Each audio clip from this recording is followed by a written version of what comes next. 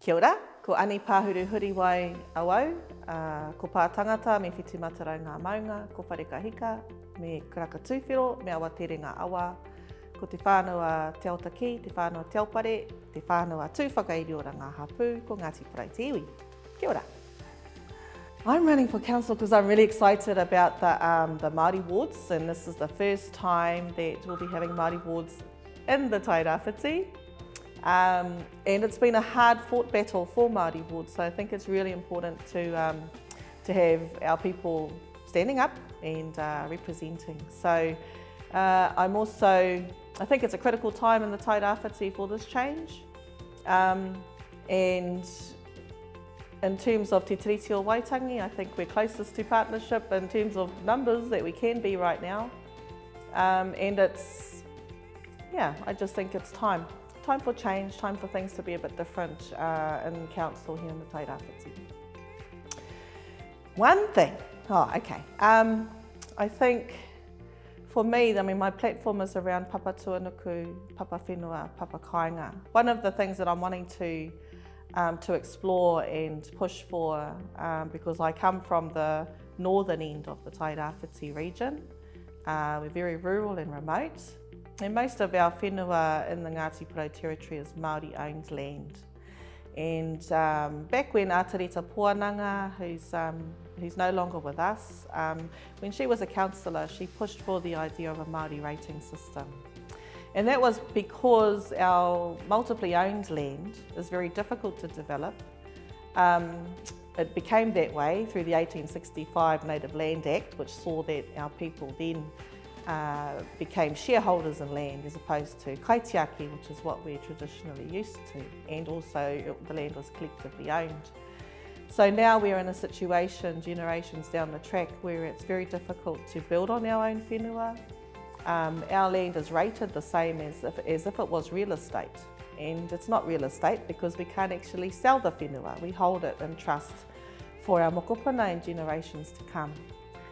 So I think the current rating system is unfair, it's inequitable, and it needs to be looked at, because currently we also pay for a lot of services in rural areas that are only offered in town, such as a swimming pool, a library, waste management systems, rubbish collection, and any number of services that are only available in the city. We still pay for those in the rural area, and we don't actually get anything for that. So yeah, well that I think will make a huge difference. But also, the other major issue for us at the moment is climate change, and the impact that the extreme weather events are having on the Tairāwhiti. Because I live in the northern end, there's our state highway, famous 35, is falling apart. And for future generations, I think it's really important that we fix that. My solution to that is rail. I think there needs to be a concerted effort into a feasibility study for rail, which I believe will generate a whole lot of employment. It'll keep employment on the coast.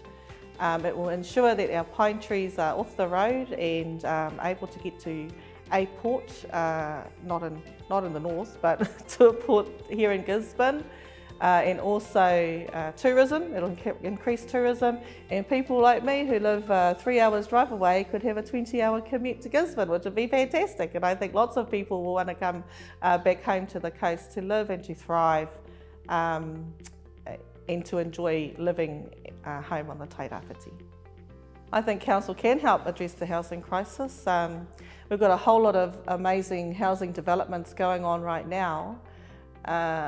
My experience is obviously in rural areas of the Tairāwhiti, and I know that for many of our families it's a huge challenge because of the multiply owned land.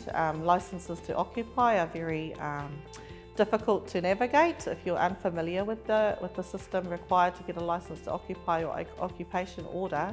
Those sit with the Māori Land Court, but what sits with the council is resource consents, and also making sure that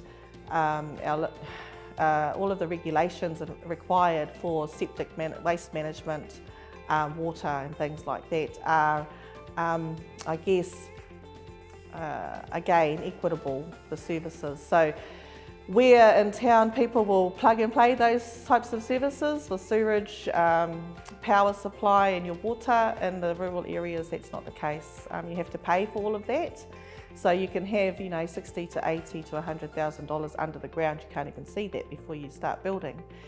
So I think a lot of that is down to cost around the regulations. So if the council can make that process less expensive and also easier for our people to build homes, that would be fantastic. Absolutely, the council should do more to support the arts. I advocate for artists. I think artists should be paid what they're worth and what their artwork is worth. I think the council has a big role to play in supporting artists, whatever the genre. And here in the Tairawhiti in particular, it would be awesome to have lots more artist spaces and places for our people to participate in and be part of across the region. Well, I mean, my work takes me around the region. I live in Wharekahika in the northern end, but I traverse the coast every week to have a couple of days work here with my job as manager of Tairāwhiti Reef. And we also run a successful driver licensing program throughout the region, so that includes into our rural areas in Gisborne out to Patitahi, Tiniroto, Muriwai. So the community engagement, I would encourage our whanau and community members, wherever they live, to touch base with me. Any concerns that they might have that affect their lives and being able to live a good life here in the Tairāwhiti. Oh, that's an interesting question. I was actually keen to see if any of our other our multicultural communities who make their homes here in the Tairāwhiti would be standing for council. I think it's really important that as we go forward with the council, that in the next election that we might see some more diversity in terms of ethnicity around the table. One of the things that we do is support our REC workers. I'm very, very keen to to make sure that any REC workers that come in to work in the fields or in our viticulture and horticulture industries here in the Tairāwhiti are cared for and looked after properly, that they're not taken advantage of or exploited.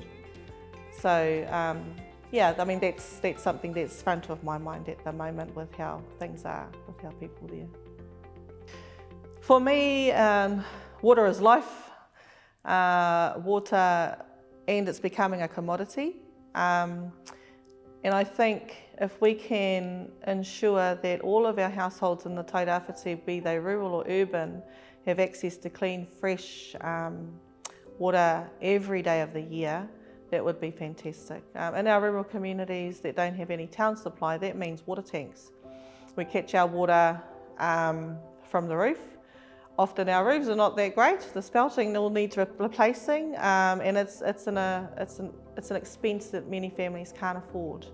So if the council has money that's available and maybe working in partnership with iwi and also Trust Tairāwhiti and others to make it happen, then I think an extra water tank on every home in rural areas that rely on rainwater, ways that help us to capture the rain when it's abundant for times when drought happen. Typically on the coast, our whanau are paying $1,000 for water tanks to be filled, and that's only half filled. So it's a huge concern for us, especially as we start to head into summer, and we also see what's happening around the world with extreme heat now. So that's a huge concern to me, to make sure that every whare in the Tairāwhiti has equitable access to clean, fresh water all year round.